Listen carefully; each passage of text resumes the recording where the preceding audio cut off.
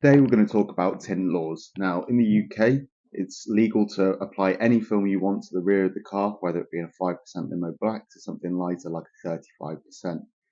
The law says that the front roll-down windows has to allow 70% of light to pass through it. One thing to be careful of is that if you apply 70% film onto the front of your car, it may actually take it below the legal limit, as glass hasn't actually got 100% VLT. So it's probably sitting around maybe 98 to 99%. So applying that film will take it below the 70% limit. The windscreen is allowed 75% of the light to come through. So a tinted film won't work on that. So chameleon film is great. That can be used for the windscreen and roll downs.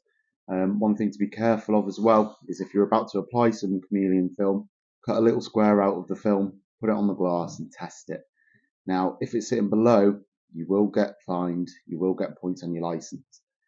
One thing to also keep in mind is that if you are a tinter and you are tinting front windows, if anything was to happen to any of your customers where they've had an accident, God forbid they've injured or hurt somebody and the police get involved, you are then liable because you've installed the film on the glass.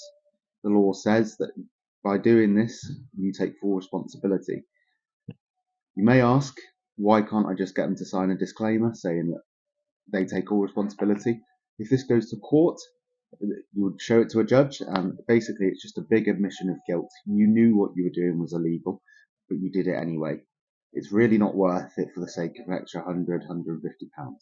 There is an actual punishment for this, so if that was the case, you've gone through the court system, they found that you're guilty of installing the film, and for instance somebody's died, you would be liable for corporate manslaughter, which has a jail sentence of up to 5 years.